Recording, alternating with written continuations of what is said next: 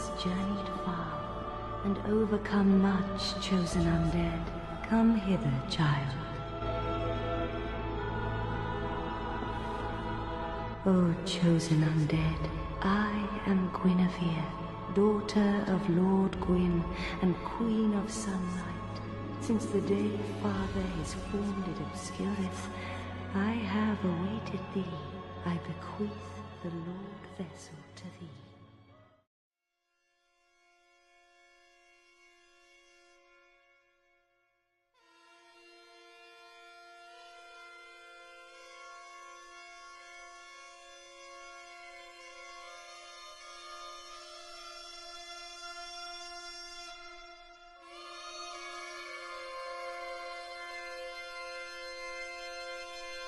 Dans le dernier épisode, nous avions montré comment les mythes des origines permettaient à l'homme une certaine compréhension du monde. Face à un monde et des phénomènes incompréhensibles, l'homme par le mythe tentait de trouver des explications, d'élaborer une structure mentale et compréhensible de ce qui l'entoure. Le mythe devenait une solution épistémologique à un monde inconnu, mais aussi un pourvoyeur de réponses aux questionnements existentiels de l'individu. On peut alors dire que le mythe acquiert une dimension organisatrice du monde et de ses phénomènes, tout en donnant une place et un rôle à l'homme. Mais cette dimension organisatrice du monde ne va pas se réduire à l'élaboration d'un cosmos naturel. En mettant en scène des êtres agissants, possédant un pouvoir organisateur, se répartissant les tâches au sein du monde qu'ils viennent de créer, nous pouvons entrevoir dans le mythe une autre fonction fondamentale. Après avoir organisé le cosmos naturel, il s'agit maintenant d'organiser le cosmos des hommes. Dans la Genèse, on ne nous raconte pas seulement la création du monde, mais le rapport que vont avoir d'une part les hommes avec le divin, mais aussi entre eux. Ainsi, lorsqu'Adam et Ève sont chassés du paradis, Ève, qui représente la femme, est condamnée à être dominée par son mari. Ce commandement de Dieu revient à instaurer un certain rapport entre les genres au sein de la société hébraïque antique, fondamentalement patriarcale. Cet ordre social est légitimé par la parole de Dieu. D'ailleurs, si on va plus loin, ce mythe est de manière plus générale une condamnation de la luxure et du désir de connaissance face à la parole de Dieu. De même, l'étable de la loi que ramène Moïse parmi son peuple va établir les règles morales et politiques entre les individus. On voit bien que le mythe n'a pas seulement une fonction épistémologique, mais aussi et surtout une fonction politique. Bienvenue dans Mythosophie.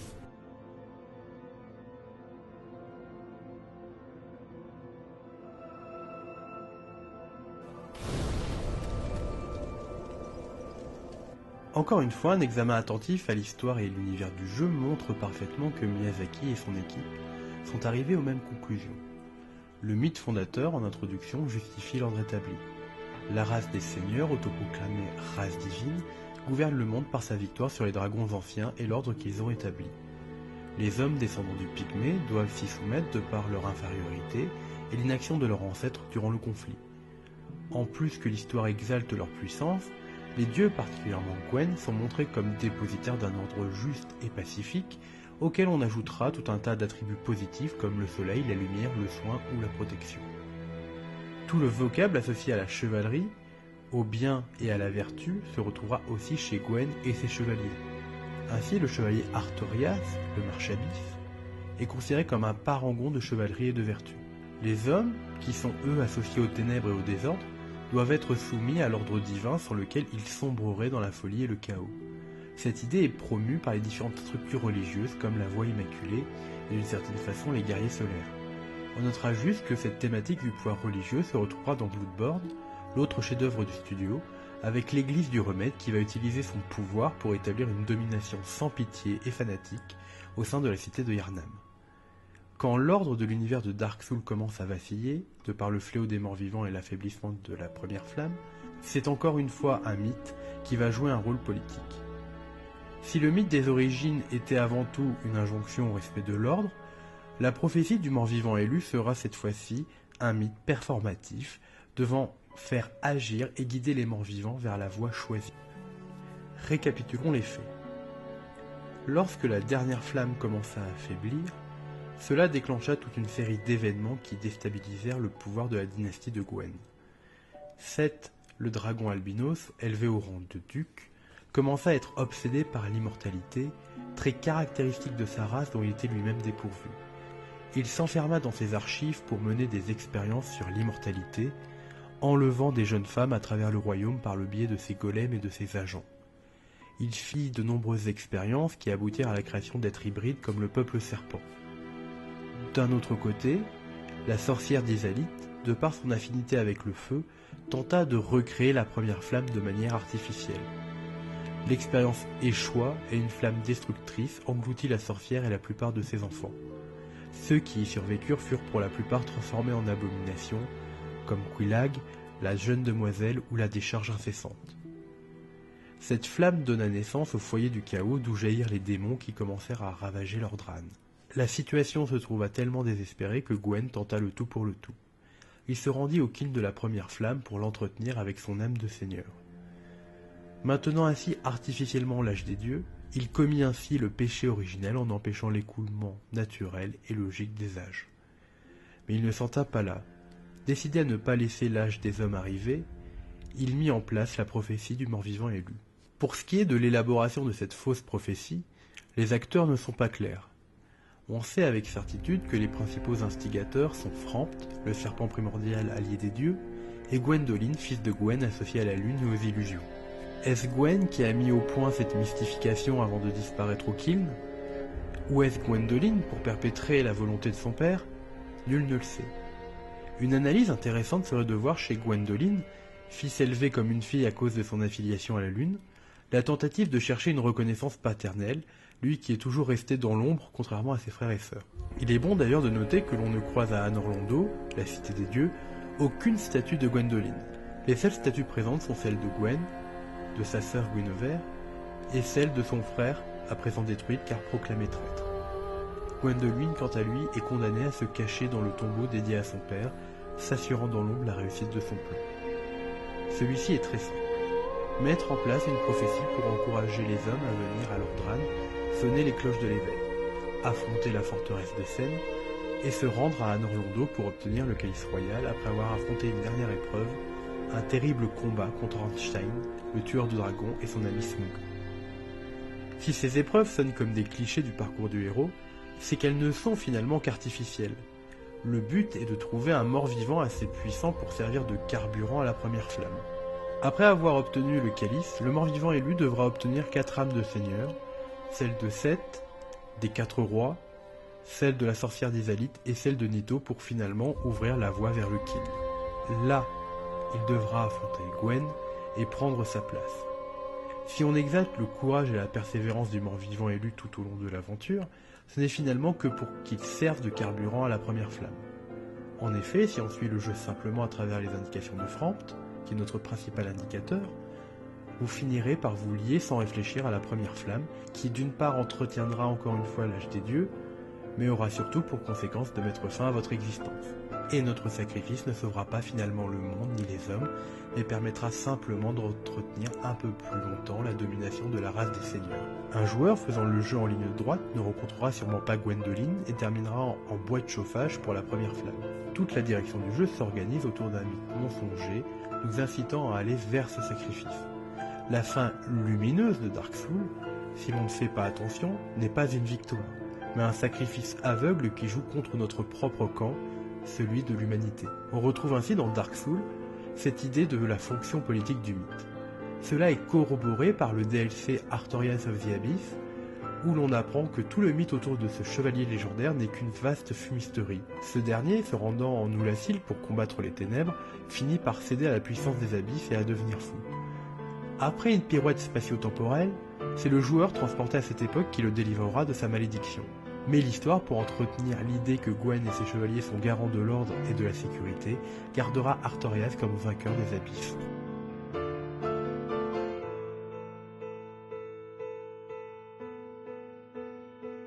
Lorsqu'on examine les mythes, on remarque que si on regarde au-delà de leur aspect littéral, comptant rivalité divine, monstres et autres actes héroïques, il y a la plupart du temps un caractère édifiant.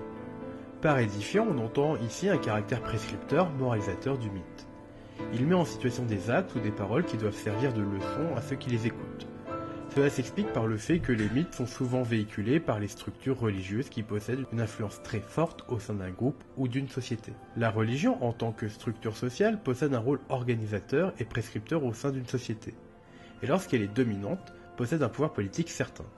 Lorsqu'une religion possède un pouvoir politique de par le rôle qu'elle joue au sein d'une société, Elle devient alors la garante d'un ordre établi, s'assurant de la cohésion sociale et du respect des lois.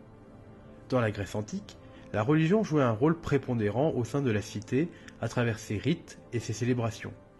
S'il y avait des variations entre chaque cité, force est de constater qu'il y avait un véritable pouvoir prescripteur et réunificateur. Partager les mêmes mythes, c'est partager la même vision du monde et les mêmes règles de vie.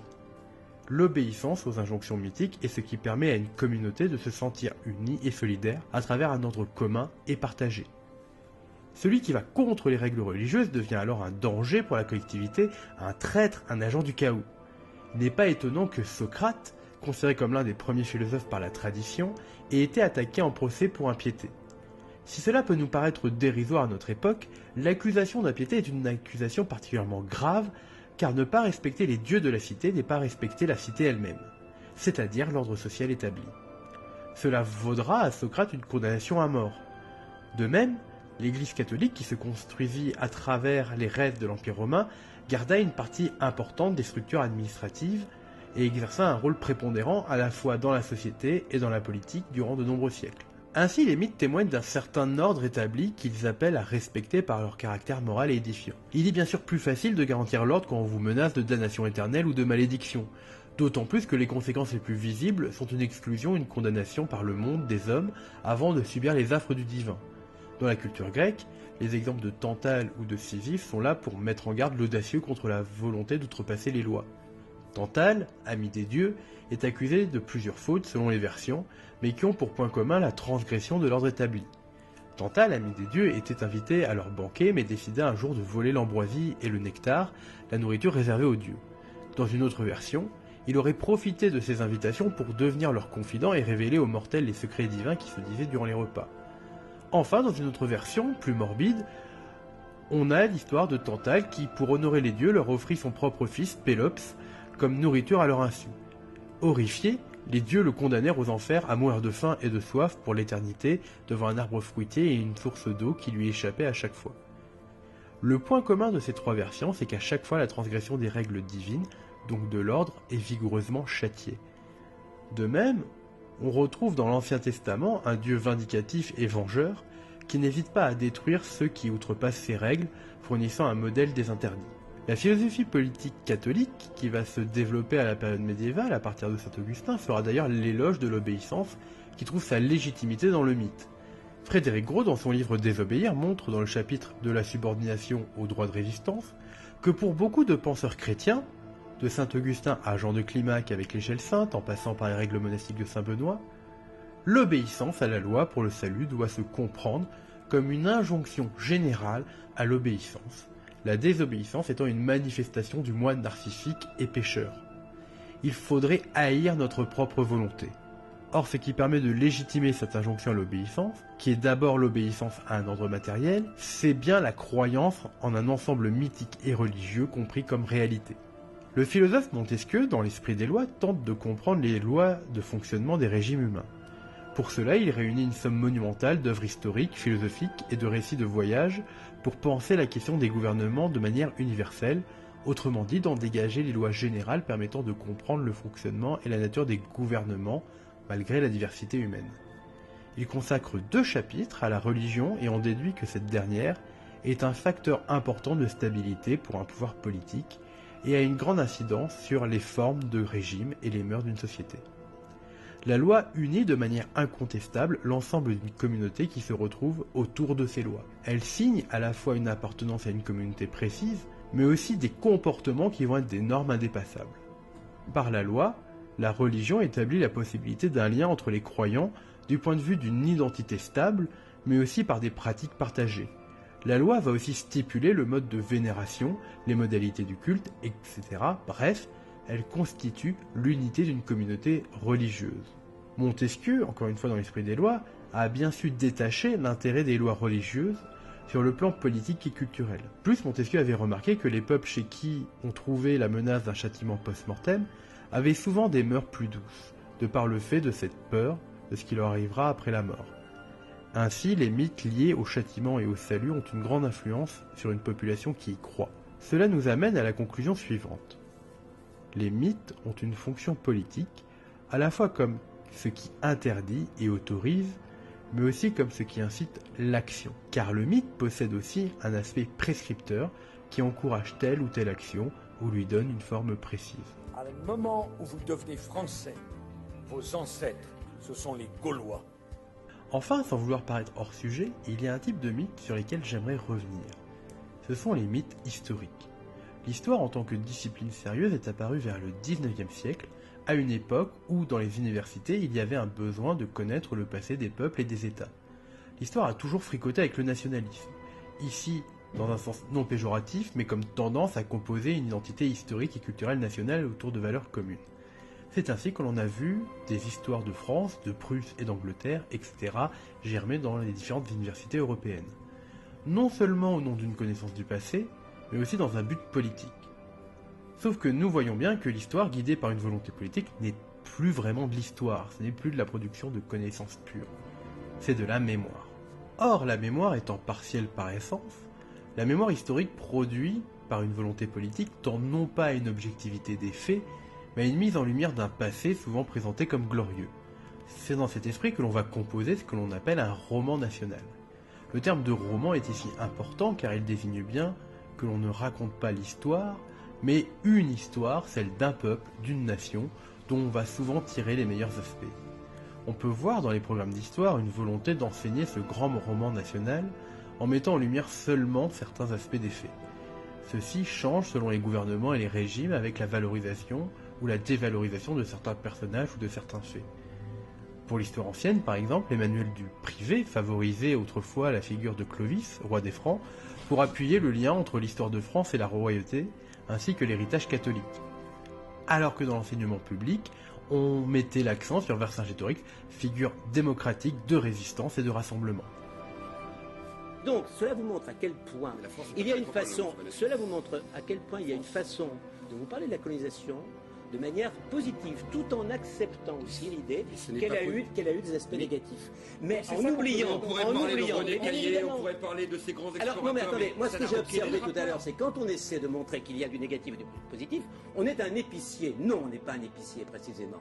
On est tout simplement un citoyen qui cherche à faire des Français d'aujourd'hui également des citoyens, et notamment des jeunes Français. J'ai très peur qu'un certain nombre de professeurs d'histoire fassent exactement le contraire, c'est-à-dire font des jeunes Français des gens qui ne savent pas exactement qui ils sont, ni d'où ils viennent, ni où ils peuvent aller. Et ça, c'est un véritable drame. C'est cette histoire que l'historien israélien Shlomo Sand va qualifier de mythe-histoire dans son essai « Le crépuscule de l'histoire ». Le mythe-histoire est un récit qui se veut historique, mais qui relève du mythe, du fantasme du passé. Selon Sand, toute histoire produite avec un but politique est douteuse et ne fait qu'alimenter la mémoire. Il y a donc un risque de confondre l'histoire et la mémoire. Cette confusion peut sciemment être entretenue pour composer une mémoire nationale qui se légitime sous le nom d'histoire et se pare des oripeaux de la vérité. La mémoire a pour but l'utilité présente. En composant une mémoire collective, on vise une unité politique, que ce soit le rassemblement, le patriotisme, la fierté nationale, l'unité nationale, la conservation ou la revendication d'un certain modèle culturel, ou la légitimité politique. Ainsi, dans les exemples les plus connus et les plus tragiques, il y a toute la construction du mythe de l'arianisme qui s'élabore dans les milieux nationalistes allemands pour devenir le fer de lance de la propagande nazie. Comme nous l'explique très bien Stéphane François dans son livre Au-delà des vents du Nord, il y a une récurrence du mythe d'Hyperborée dans les droites nationalistes européennes. Il s'agit de fonder la supériorité d'une race et la légitimité de ses velléités de domination et d'expansion en s'appuyant sur une autochtonie originelle mythique par un peuple supérieur physiquement, moralement et intellectuellement. Si le Troisième Reich reprend à son compte l'arianisme, c'est pour proposer un mythe fédérateur permettant de justifier ses politiques expansionnistes et purgatives, tout en réunissant le peuple sous une même bannière. Le mythe flatte l'ego, exalte la défense et la gloire de la nation au nom d'une valeur supérieure, et justifie une domination culturelle et politique d'un peuple sur tous les autres.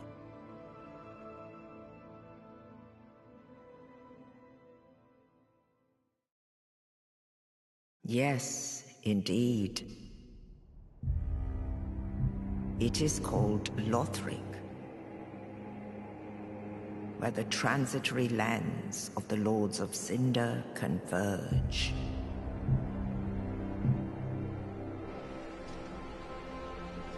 In venturing north, the pilgrims discover the truth of the old words. The fire fades, and the lords go without thrones.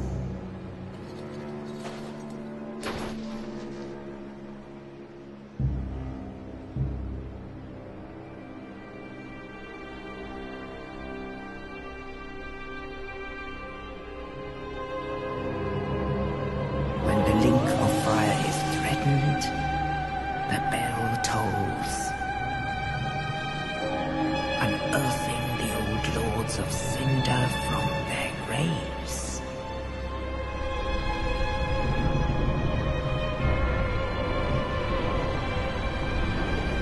Aldrich, saint of the deep,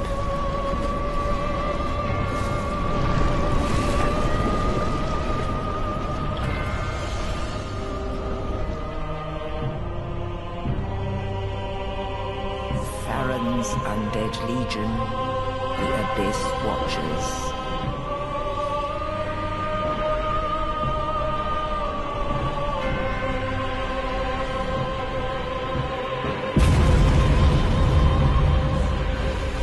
And the reclusive lord of the profaned capital.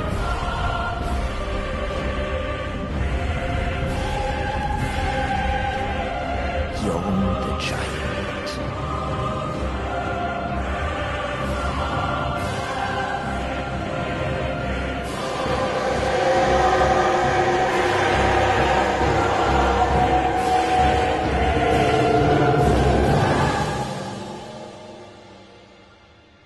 Only in truth, the lords will abandon their thrones.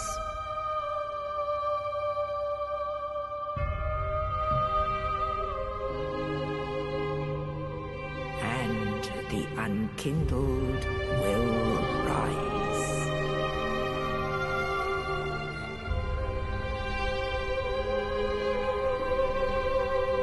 Nameless, accursed undead, unfit even to be cinder.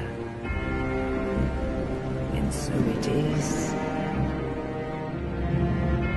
that ash seeketh embers.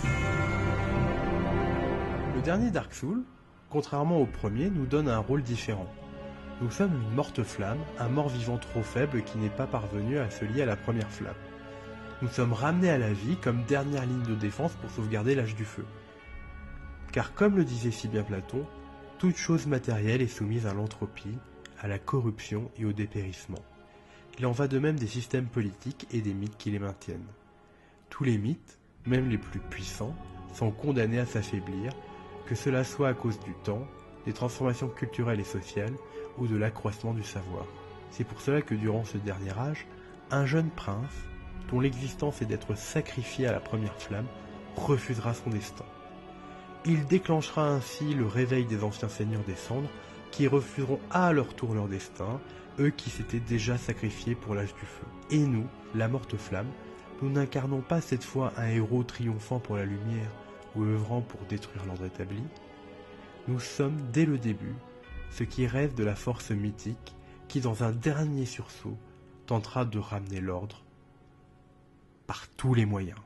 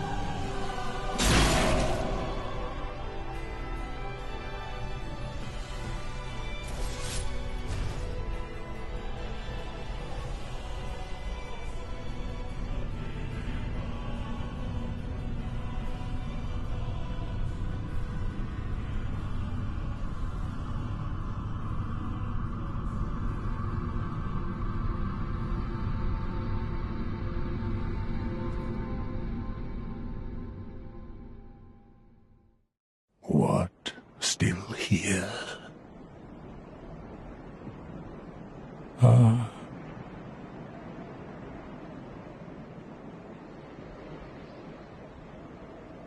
Is this the blood